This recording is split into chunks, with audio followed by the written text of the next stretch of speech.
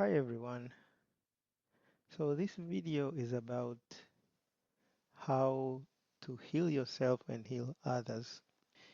Before we get started, it's important to shift or transform your mind from certain limitation and blockages before you can try this because we live with these ideas and concepts in our mind that turns out to be the very things that blocks us from having what we really want. So first, let's try to define what really healing is. So, in most cases, if somebody says healing, it's easy to understand what it is. But sometimes the very idea of being healed is being shrouded into other ideology that will also block you, and that's why I want to explain something. So, for example, like if you go to the doctor, they diagnose you and then they will recommend a certain treatment or some other things. If let's say you have a headache, you can just use like some remedies or some herbs and then you cure yourself. So we have these things like cure, remedy, treatments, and where do they tie up into healing? So basically healing, it's restoring yourself into a healthy condition. You are restoring either your mind, your body, even your social life, your finance or whatever. You're just restoring that's your state of being into the optimal level. So basically that's what healing is all about.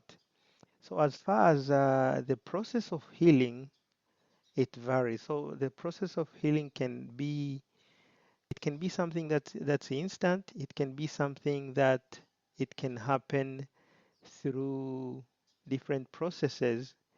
It can be something that you have to change about yourself, or you have to change a certain mentality so that you can reach that, you can accomplish your healing process.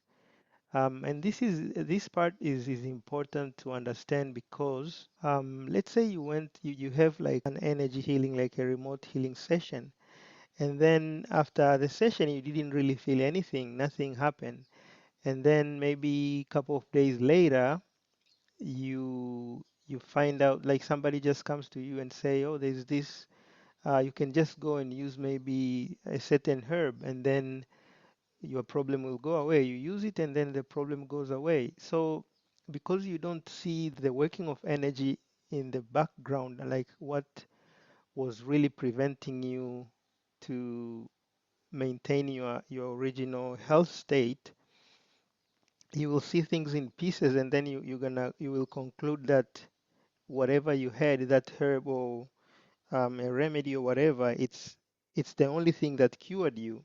And then you try to recommend it to someone else, it then doesn't work. So sometimes when someone perform a healing to you, because what we see in the physical body, it's really the manifestation of what is happening in the higher realms, in the mental realm, in the emotional realm.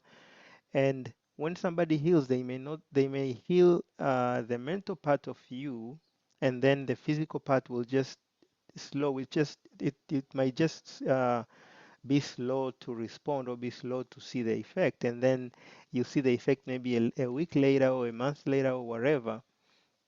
But the healing has actually happened. It happened first in the higher realms, in the mental realm, in the spiritual realm, and then it manifested in the physical realm. So it's important to understand that this healing is not just limited to the miracle healing that when you go to someone, you have cancer and then just cancer disappears.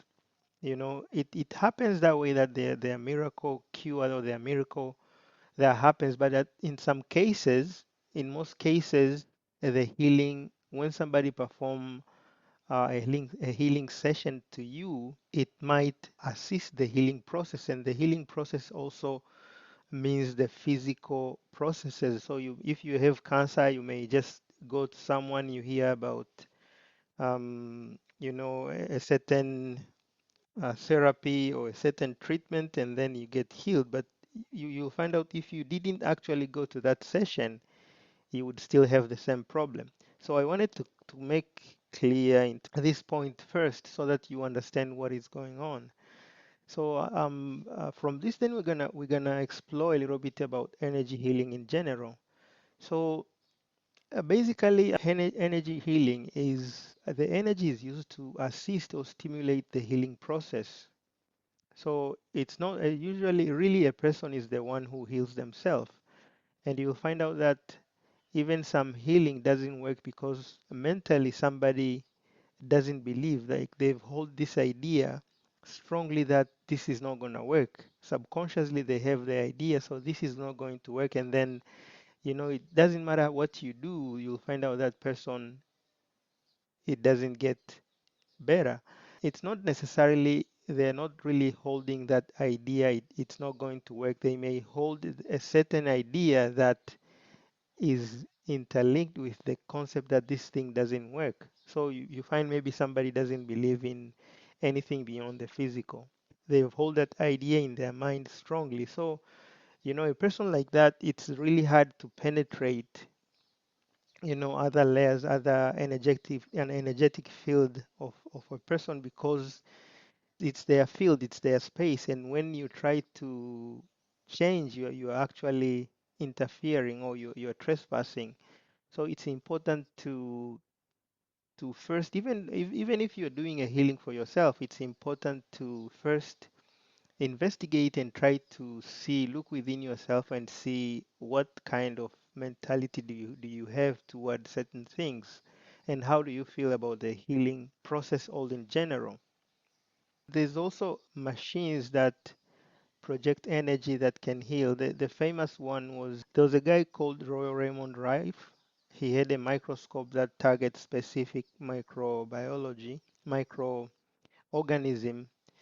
and eliminate them. So you would go to the session maybe a couple of hours a day for like a week, and then you'll feel better. And there are other things like the magnetic therapy, the scalar waves machine, radionics, and things like that. So those ones I don't personally, I have not tried them, so I won't say I recommend them, but just thought I should mention that one. It's things that they exist in the world today, and there's so many of them around the world. Another thing is the energy healing is a very broad term, and there are some things that kind of tied up into the same topic. So, for example, like there's shamanic healing, there's Reiki healing, and then pranic healing, and then there are these miracle healers, and even prayers. Like you go to the church, they pray for you. It's also some sort of a healing too, because you go to a pastor, they pray for you.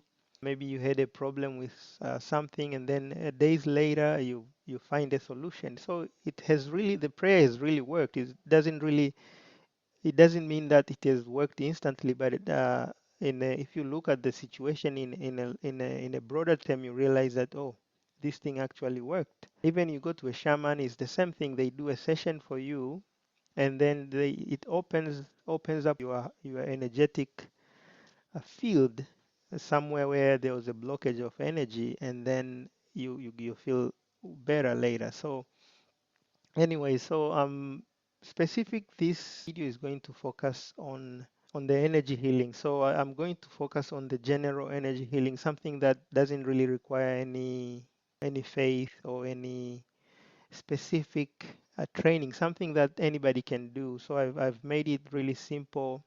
You don't have to know a lot. You don't have to know about like the aura, the chakras, or anything. Something very simple that anybody can do, and in the end you'll see the effect. I want to first explain in the definition what is energy. So most of the time you find out that energy is something that is something vague. Nobody really explains exactly what it is. So to put it simple, like in physics, they say energy is the ability to do work, the capacity to perform work. But in the field of energy healing, it's something that it's a fine substance. It's a substance that stimulates the healing process. But then as you go further, it's something that it's an energy that is behind an intention. That basically what energy is. So you find out that mind and matter is one and the same, and this is the key to self heal, because the kind of substance that you hold in your mind, they will manifest in the physical world, in the physical body, in the physical reality. So once you realize this, you can also look on yourself and realize what kind of ideas you hold in your inner space. And these ideas are what is manifesting in your reality. The mind basically is the structure formed around a certain idea. So that's really what mind is. So you have created a certain structure around a certain idea. You have crystallized, for example, somebody is a physicist, somebody is a biologist. So you have already created this concept. And when something that is not the same doesn't resonate with what you have already have in your mind, it doesn't work. With that being said, it means that someone can have different type of mentality. So you can have a certain mentality towards something. You have mentality, you say, like, for example, man is the root of all evil. So if you have this idea, maybe it's not necessary, you don't see it as something that was going to bring negative effect in your life, but in reality it does change a lot. It has changed your reality. So in a way, a mind is somehow a behavior reality. It's a reality that you have already created. And the reason I talked about this is because, again, when you're trying to self-heal, things doesn't work because there are already these blocks of energy that you're holding in your space that doesn't allow a certain types of energy to flow through you. But once you change them, you find out even maybe the healing process will just happen naturally, because those very ideas were the things that were manifesting in your physical body, were manifesting in your social life, or manifesting in a physical life. Understanding your mind clearly is one of the important steps toward self-healing. So then there are things like thought, all these processes, they are executed, by a person. They are like these ideas, being formulated together within somebody's mind. And I want to make a point here that usually what people confuse is thoughts, they don't really do anything, they don't bring any manifestation effect. The reason because let's say you are thinking, I am hungry now. So this is just like it's a response. It's just a thought. It doesn't really. It's not connected. It's not attached to anything.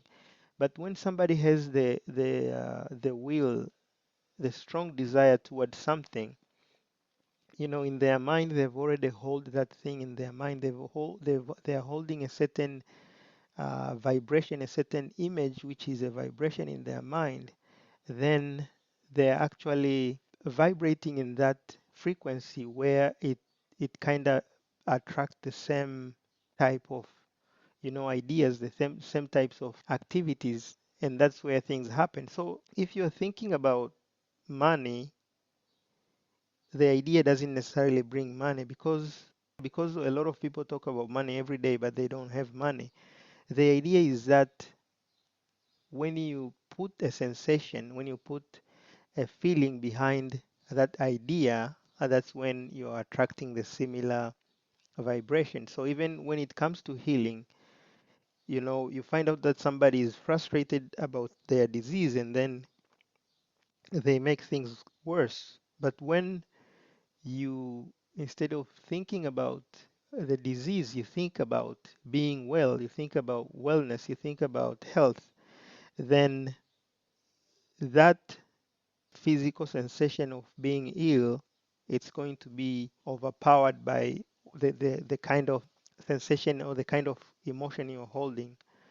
I mean, after that, then we'll talk a little bit about emotion. So, emotion usually, the way we define emotion here is the set of sensation or feelings that they represent certain symbols and meaning. For example, like if you feel love, right? You can feel that you love somebody. So that sensation of feeling is something that is you will say, well, we can say it's something that it's sub-physical. It's not necessarily, we can't see it, but you can feel it.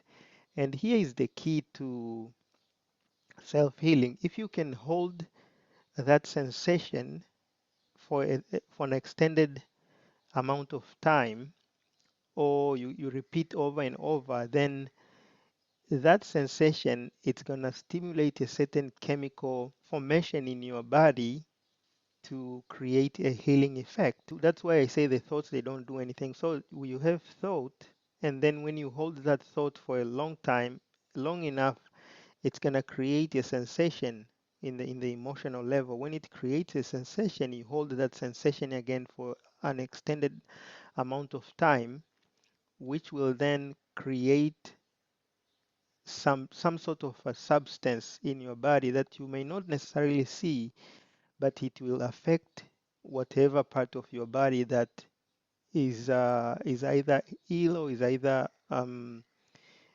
deformed, right? So the key here is to be able to hold that sensation for a long time. If you, instead of visualizing, if you can tap directly into your emotion, that's even better than just visualizing.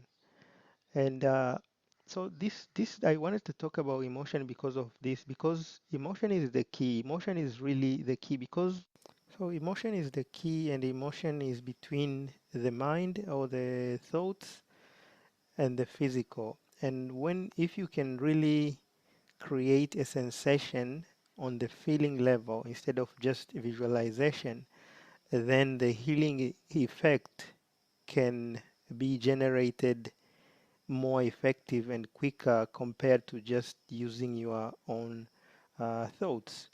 And the another thing is behavior. So behavior, it's something that we can't really see, but you can see the habit. You can see someone doing something, then you know this guy is lazy, this guy is active. But also behavior is between the physical and the emotional. So when you create a certain sensation for a long time, it just create this kind of behavior in you that will eventually become a physical manifestation. I'll give you an example here. So for example, let's say your behavior is of eating. You eat, you're not eating healthy and you're not very active. So this is just a behavior. It's something that is between emotion and the physical. So when you're not, you're behaving in a certain way, you're also creating a certain of substance in your body that is a result of that behavior. So as somebody who doesn't eat well and they're not very active, then it manifests in their body as fat. They become overweight. So this fat is a result of a behavior. If somebody drinks a lot, they become an alcoholic. It also creates a certain substance in their bodies. So when you hold, so the way it goes, it basically starts from the mind. You hold an idea for a certain period of time, and then it just become denser. It just goes to the emotional level, where you start to actually first you hold, and then it will stimulate some ideas. In your mind, you'll just start getting some ideas about whatever you want to manifest. So then these ideas are basically the way you perceive them. Your brain interprets them as ideas, but deep in the background, they are really just energies. It's just different type of energy that your mind reads them as ideas. And this is the key point, because in the end, everything is really just energy, and everything is vibration. And when this vibration passes from one medium to another, it just change its form. It's just interpreted in that medium. So after talking about the emotion, we we are going to talk about mind and matter. So, um, what is the difference between the mind and matter? So, I've said that everything is energy, everything is vibration. So, when there's a statement that mind and matter is one and the same, mind and body is one and the same. So, let's take a closer look as what is mind and what is matter. So we understand that basically your mind, looking it from the personal point of view, is really a collection of your knowledge, the kind of knowledge that you have, the assumption or the ideas that revolves within a certain idea. Um, and this is important to know because the way, if let's say if somebody doesn't know or have never seen a cup, if you've never seen a cup and suddenly you see it somewhere, you won't really recognize it as cup. You'll just see it as something, but you won't really make a sense out of it. And that's really the nature of mind. The mind is really something that is constructed. You construct these construct in your mind that you identify the world outside with. And that's the point here, that really the mind and matter is one and the same. So because you have these constructs, and therefore that's the physical world, that's the matter outside. And then you realize that, so without having these external substances, the thing that you identify outside, you won't really have the mind to identify them with. So you find that the mind and matter is really just the same thing, is one thing. And this is, we can take an example. If let's say somebody, you tell somebody, let's go camping to the mountain, and one of your friends will say, oh no way, I don't want to go to the mountain, it's bad there. The last time I went there, I had, every our stuff got stolen, maybe in the way we ran out of gas, and we got attacked by the bear. So like everything he thinks about going to the mountain, it's just hell for him. But you talk to someone else, they'll say, oh, I love the mountains. The last time I went there, I met a lot of people. We had fun. The nature was beautiful. And so it's just really, this is the mind, it's the nature of mind. It's the experiences that you have create within yourself that makes you identify your reality. And this implies that mind and matter is one, because mind is really the sensation, is the memory you have in your mind that identify the physical world around you. And that's when you realize that mind and matter is really one and the same. So I decided not to go on the scientific explanation more, because it's really it's simple to explain it in the logical point of view. So you find that most of the items outside, we identify them with the inputs, the sensory input within ourselves. So let's look on the nature of reality a little bit. The way science define reality, it's kind of like out there, but really, nature of reality is really defined by these five senses, and that's no matter where you go, you'll have to use the five senses to identify or to group your reality.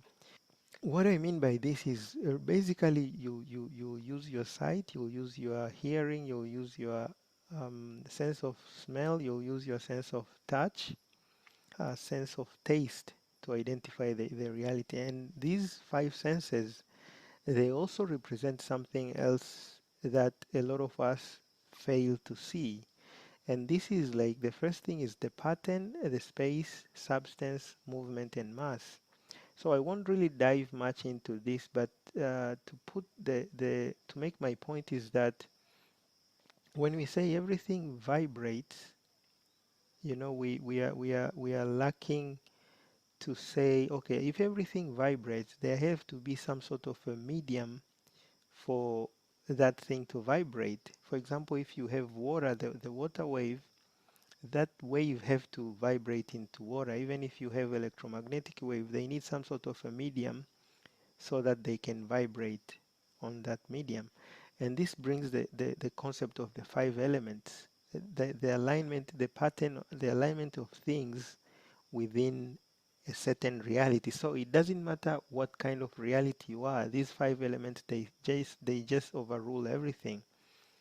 And that brings us to the point that, so assume if you have a string, there's a point that this string will vibrate to the maximum, like it won't be able to vibrate any higher, and there's a point that it will just be, it will stop because that vibration is either too slow or too subtle for that string to detect that vibration. And this is the point that the mind is the highest vibration and the body is like the lowest vibration, but they are all within the same octave.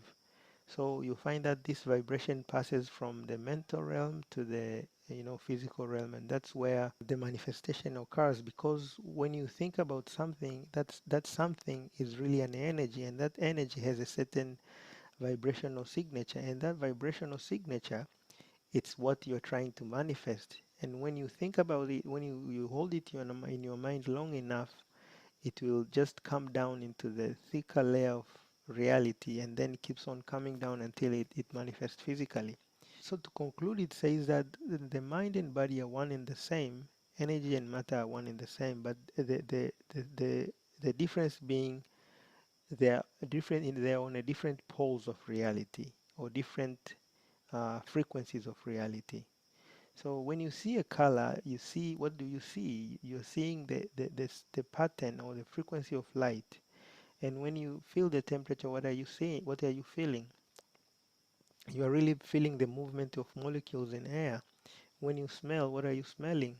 You're smelling the interaction of molecules in the air. Everything. When you hear the sound, what are you hearing? You're hearing the vibration of different items or different objects. So in the end, it's just really interaction of matter within space. And then when we think about energy is equal to vibration, and then vibration is equal to activities, and activities are movement, and movement is interaction between different matter. And matter, the way we feel, the way we identify matter is equal to sensation of this interaction. And the interaction is a vibrating pattern. And then this vibrating patterns equals to frequencies, and then frequency is equal to vibration. So you conclude that matter and vibrating pattern is equal to energy. So then matter is an energy, they are really one and the same thing. So let's talk a little bit about the power of your imagination. So usually there's a saying that whatever you put your attention, that's where the energy flows. This brings also back to the point that whatever you hold in your mind for a certain amount of time, the energy will flow in that specific area. So I talked about light and imagination. So imagination is really light, and light is energy. So the thoughts are also the thoughts are like in some sort of light. There's some sort of energy. So when you are thinking about something in your mind, when you hold it in a certain amount of time, it will project an energy to that which you're thinking about. I think this, like the power of imagination, is not really. There's nothing really much to talk about, but you understand, like a lot of people understand that their thought or their imagination has a significant power to it. The important is you have to glove your imagination with the feeling to put more energy or power into it. And then bring the point that to the power of focus. When you focus your mind on something, energy flows there. the good example is if somebody likes their car or if somebody likes their vehicle, you'll see that they pay more attention to their vehicle. They'll just buy like they'll put like all these, beautiful things. They'll put perfume. They'll keep it, maintain it, keep it clean. So their attention is on their vehicle. But when somebody doesn't pay much attention to something, you will also notice that it's withering away. It's dying. They don't really care much. So it's the same thing with focus. When you put your attention on an object, there is also an energy flowing there, and this is the point. This is another important thing when it comes to healing yourself and healing others. So I think I wanted to talk about these concepts so that you know when you are visualizing, when you are imagining, when you are you are moving energy with your mind. It's not just an empty thought. You are really moving an energy. You are really doing something. Although the intensity might not be the same, but if you do it long enough, it will manifest. It will bring an effect. I'm going to talk about how the steps that you can use so that you can heal yourself and others. Basically, when you are doing a healing session or you're healing yourself, the really key important thing to have is a clear mind. You have to also believe in what you're doing. The reason is your mind is very sensitive. If you don't believe, then that energy, that pattern, when you believe in something, there's an intense amount of energy. So if you don't believe, you'll bring a negative effect on what you are doing. So you'll kind of just like counter interact on that which you are trying to do. So this is also important. And another thing is persistent. You have to be persistent because you don't do it once and then you quit. And you don't expect to do it the first time, expect it to work. Because remember, the longer you stay, the longer you put your attention on something, that's when you're going to see the effect. Even people who have watched Masaru Emoto's work, he had to do the experiment for like a month. You just wake up every day, you say those words on that water. You just wake up every day and you say those words. You wake up every day, you do your affirmation, and that's how it's gonna work. If you do it once and then you quit, then it's not really gonna happen. And then another thing is you need some sort of energy. So energy, it comes in many forms. It can be like inspiration, it can be motivation, and also it can be like a physical energy where you actually accumulate energy or you collect energy. Those who do traditional healing like Reiki and pranic, they usually have to collect or accumulate energy, allow energy to flow through them so that they can use that energy. And then you have to have some sort of a compassion or a good heart. So I'm going to explain quick on the steps that you can heal yourself. So the first steps, usually you would want to know what kind of either if you're healing yourself or you're healing someone else, you want to know the kind of what are you trying to heal. So you have to diagnose a person. You can just diagnose by asking them, which part of your body they are feeling, discomfort. And then if it's yourself, then you know which part of your body you want to heal or which part of yourself you want to heal. So for example, maybe you don't have a mental focus, you want to heal that one. You need like a I don't know, social problem or whatever, you want to heal that part of you. So you have to know what exactly you want to know, you want to heal. And then the second one is, the healing modality. There are many ways you can actually heal someone. So there's like, like I said earlier, there's shamanism, there's crystal healing, there's Reiki, there's prayer, pranic healing, and energy healing in general. So I mean, here I'll just discuss about energy healing, which is you will just use your own imagination. And then the third is you wanna find a location where you will do your session. So usually when your self-healing or you're healing other, it's important to find a place, a dedicated place where you are not going to be disturbed and you can do your session. And then procedure is really procedure of healing is really simple. So what you would do is first you would relax. Relaxation is the key here, because the clear your mind is, the more it gonna channel energy through. Because most of the time, whatever is in your mind and you try to heal someone, that idea or those things that you are holding in your mind or in your heart, they will also transmit into that person. Whatever you hold in your emotion also, it will also transmit into that person. So what you do is you have to have a clear mind, and that's why earlier I say you have to have a good heart. Okay, so you have to relax. The first stage is you relax, and how do you relax? You relax until you reach a certain level where you are in a very receptive and intuitive level. And then after that, the second step is to channel the energy. So what you do is in most advanced healing, they know different colors with their meanings and different symbols. But this one, what you really do, you don't have to worry about that. You just uh, channel a healing energy. You just in your mind, you just put that I am feeling an energy, a healing energy, feeling myself, and this energy is becoming like more and more. It accumulates in your body. You don't just visualize. You don't just imagine. You just feel the energy is filling your hands. Because you're going to use your hands to heal. You feel the energy coming through, very intense amount of energy coming through, and then it just fill and accumulate.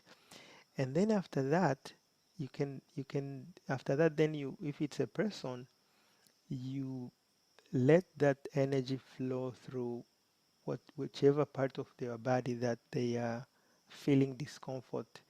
And then you're not limited to just do it once. You can repeat it a couple of times until the person says they feel better. So basically that's all there is into it, because you know that the mind can move around energy, the intention can channel energy, and these are really, that's all there is into it. But then those are like, this is a complicated, I mean, it's a long process, but the easiest one is you just really um, feel the energy coming through directly, feeling you. So if it's like a healing, you just sit there for like 5 minutes or 10 minutes every day. You feel this healing energy engulfing you. It just, fill you and surround you, warm and love and wellness and everything. You just feel that energy very intense as you can. And as long as you can, probably you won't be able to go longer than 5 minutes, but you just feel it. You do it every day. And if it's a disease, or if it's anything, I guarantee you, if you do it constantly every day, within couple of days you will feel the difference. You will even, the disease will go away. And this verifies that the mind, the we can really heal ourselves. We can really use our innate ability to to to change, to change the way we feel about ourselves, to change the way, our physical condition, and anything really. If you have problem like social problem, you just find that frequency of love, frequency of of being in harmony with the people around you, of being in harmony with the people at work.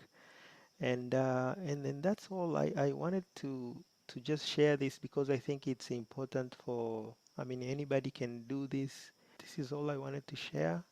That's it. Thanks.